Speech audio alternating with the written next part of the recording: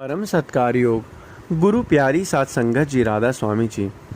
संगत जी, इन दिनों नवरात्रि का पावन पर्व चल रहा है।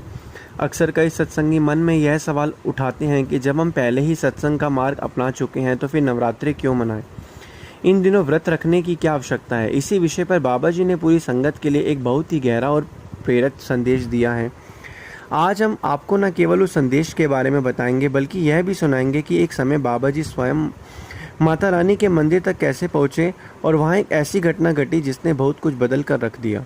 इसलिए इस कथा को अंत तक ध्यान से सुनिएगा, क्योंकि इससे आप समझ पाएंगे कि बाबा जी अपनी संगत को किस तरह की अनमोल शिक्षा देते हैं और कब, क्यों तथा किसके साथ वह माता के मंदिर गए थे और माता ने खुद प्रकट होकर दर्शन दिए थे। बाबा जी के पास सेवा करने वाले एक नज़दीकी सेवादार ने उनसे अपने मन की बात साझा की। सेवादार की पत्नी भी नामदान प्राप्त सत्संगी है, लेकिन हर साल नवरात्रि पर व्रत रखती है, अष्टमी पूजा भी करती हैं। तो जो सेवादार की पत्नी जो है हर साल व्रत रखती है और अष्टमी पूजा भी करती है। एक सुबह यह सेवादार डेरे में अपनी ड्यूटी पर थोड़ा देर से पहुंचा। बाबा जी ने प्यार से मुस्कुराते हुए पूछा, भाई आज इतनी देर कैसे हो गई? आप तो समय से पहले पहुंच जाते हो। सेवादार ने हाथ जोड़कर आदर से उत्तर दिया, बाबा जी आज अष्टमी का दिन है। मेरी पत्नी ने पूरे 8 दिन का व्रत रखा था। आज घर पर अष्टमी का पूजन और कन्या भोज का आयोजन था, उसी कारण मुझे आने में देर हो गई। बाबा जी ने मुस्कुराकर कहा, बेटा यह तो बहुत ही सुंदर बात है। यह हमारी श्रद्धा और संस्कारों का हिस्सा है। अगर ऐसे रीति रिवाज हमें विनम्रता सिखाते हैं और मालिक के करीब ले जाने वाले मदद करते हैं तो इन्हें अपनाना बिल्कुल उचित है। जब मन नम्र होता है तो भजन सिमरन में भी सहजता आ जाती है। आखिर हमारा असली उद्देश्य तो उसी परमात्मा तक पहुंचना है। रास्ते चाहे अलग अलग हों, लेकिन मंजिल तो सबकी एक ही है। आगे बाबा जी ने समझाया, किसी को व्रत रखने में सुकून मिलता है तो किसी को खास दिनों पर कन्या भोज कराकर संतोष का अनुभव होता है। असल महत्व इस बात का नहीं है कि कौन सा तरीका अपनाया जा रहा है, बल्कि इस बात का है कि हमारे भीतर प्रभु के प्रति श्रद्धा और विश्वास कितना गहरा है और हम अपने मन को काबू में रखने की कितनी कोशिश कर रहे हैं। मगर इन सबके बीच सबसे ज़रूरी बात यह है कि भजन सिमरन के लिए समय निकालना कभी ना भूलें, क्योंकि वही हमें सच में मालिक से जोड़ता है। भारी रीति रिवाज से मन झुकता है, लेकिन मालिक की प्राप्ति भजन सिमरन से ही होगी। बाबा जी बोले, मैंने कभी किसी को इन परंपराओं को निभाने से नहीं रोका, क्योंकि इंसान का कर्तव्य है कि अपने हर पहलू की जिम्मेदारी निभाए। अगर पुराने समय से कोई परंपरा चली आ रही है और उसे निभाने से मन को सुकून और संतोष मिलता है तो ऐसा करना बिल्कुल उचित है। और त्योहारों को सिर्फ मनाना ही नहीं, बल्कि त्योहारों के पीछे की सोच को भी अमल में लाना है। असल मायना तो मन को झुकाने में है, क्योंकि जब मन विनम्र होगा तभी वह भजन सिमरन में स्थिर रह सकेगा। यह सुनकर सेवादार ने संकोच के साथ पूछा, बाबा जी क्या आपको बुरा लगा कि मेरी पत्नी अष्टमी की पूजा करती है और व्रत रखती है? बाबा जी मुस्कुराए प्रेम से बोले, बेटा मुझे किसी से कोई शिकायत नहीं है। मैंने कभी किसी को ईश्वर की आराधना करने से नहीं रोका। ईश्वर को वही करना चाहिए जिसमें उसका विश्वास हो और जिससे उसके दिल को सच्ची खुशी मिले। असल उद्देश्य तो मन की शांति है।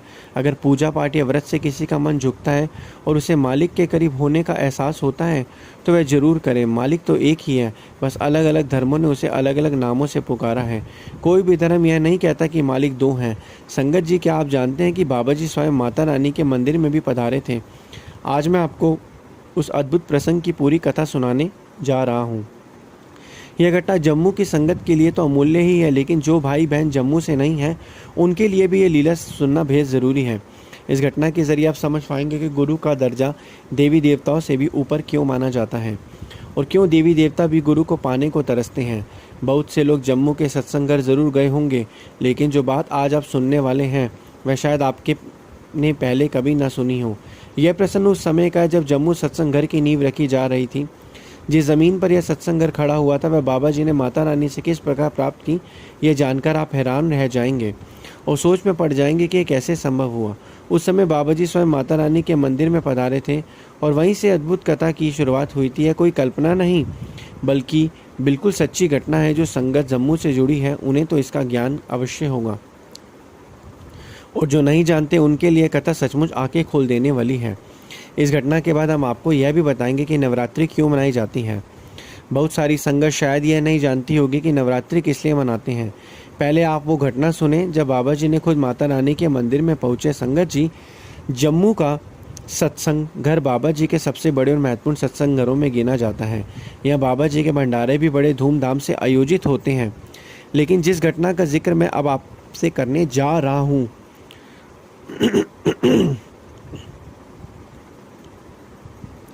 वह बहुत पुराने समय की बात है, जब यह सत्संग घर आज की तरह विशाल नहीं था। उस समय ये इस विशाल सत्संग घर के निर्माण का काम चल रहा था।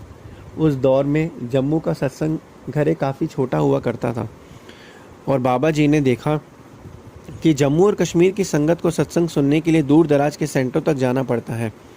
तभी बाबा जी ने संकल्प लिया कि जम्मू में ही एक बड़ा और भव्य सत्संग घर बनाया जाए, जिससे वहाँ की संगत को दूर न जाना पड़े।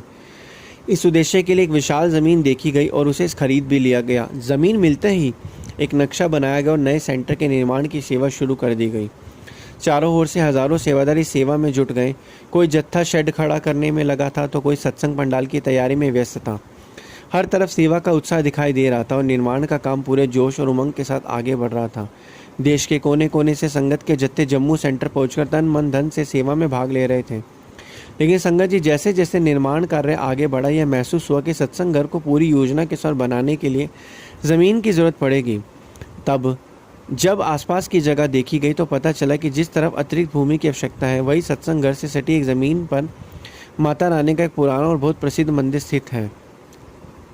तब डेरी की ओर से यह विचार सामने आया कि अगर माता रानी के मंदिर से थोड़ी सी ज़मीन मिल जाए तो सत्संग घर का निर्माण ठीक तरह से पूरा किया जा सकेगा। उस मंदिर की सेवा पिछले 25-30 वर्षों से एक पुजारी जी कर रहे थे। वह प्रतिदिन श्रद्धा और नियमितता के साथ आरती करते हैं और पूरे समर्पण से मंदिर की देखभाल में लगे रहते हैं। क्योंकि सत्संग घर का विस्तार उसी दिशा में होना था तो वहाँ से थोड़ी सी ज़मीन की बहुत ज़रूरत थी। फिर एक दिन सत्संग घर के सेक्रेटरी साहब आदरपूर्वक मंदिर पहुँचे। उन्होंने विनम्रता से पुजारी जी से कहा, पुजारी जी अगर आप कृपा करें अपने मंदिर की थोड़ी सी ज़मीन हमें दे दें तो हमें सत्संग घर का निर्माण पूरा करने में बहुत सुविधा होगी। हम आपको उतनी ज़मीन के हिसाब से पैसे दे देंगे। सुनते पुजारी ने बिना किसी झिझक के साफ शब्दों में इनकार कर दिया। उन्होंने दृढ़ता से कहा, आप कैसी बातें कर रहे हैं, यह तो मेरी माँ का मंदिर है, मैंने पूरी ज़िंदगी इसकी सेवा में बिताई है, मैं इस मंदिर की ज़मीन कैसे दे सकता हूँ। सेक्रेटरी साहब ने फिर भी पूरे आदर और शांत स्वर में समझाने की कोशिश, पुजारी जी हम आपसे मंदिर नहीं मांग रहे, हम तो बस ज़रा सी ज़मीन चाहिए ताकि सत्संग घर की इमारत को पूरी योजना के अनुसार बनाया जा सके। लेकिन पुजारी जी किसी भी तरह राज़ी नहीं हुए। भावुक होकर उन्होंने कहा, मैं इस मंदिर से पिछले 25 सालों से माता रानी की सेवा कर रहा हूँ, अपना पूरा जीवन मैंने यहीं समर्पित कर दिया और जब आप मुझसे मेरी ज़िंदगी का सबसे बड़ा हिस्सा मांग रहे हैं, ये कैसे संभव है। मैं अपनी माता के इस मंदिर की ज़मीन का 1 इंच भी नहीं दे सकता, कृपया मुझे माफ़ कीजिए। साथ संगत जी सेक्रेटरी साहब ने पुजारी जी को बार बार समझाने की कोशिश की, अलग अलग तरीक़ों से उन्हें मनाने की पूरी कोशिश की, लेकिन पुजारी जी अपने फैसले पर अडिग रहे। जब सब तरह से सेक्रेटरी साहब ने कोशिश कर ली तो अंत में सेक्रेटरी साहब ने हार मानते हुए पूरी बात बाबा जी तक पहुंचा दी। उन्होंने आदरपूर्वक बताया कि पुजारी जी ज़मीन देने के लिए किसी भी तरह तैयार नहीं है। यह सुनकर बाबा जी ने शांत और सहज स्वर में कहा, कोई बात नहीं, वह उनकी ज़मीन है, अगर वह नहीं देना चाहते तो उन पर ज़रा भी दबाव मत डालिए, ज़बरदस्ती करना हमारा मार्ग नहीं है। मैं खुद उनसे मिलने जाऊंगा। कुछ दिन बाद जब बाबा जी जम्मू सत्संग घर के दौरे पर आए तो उनका पहला रुख सीधे माता रानी के मंदिर की ओर हुआ। बाबा जी ने आदरपूर्वक मंदिर में माता जी के मंदिर में गए और फिर पुजारी से मिलने लगे।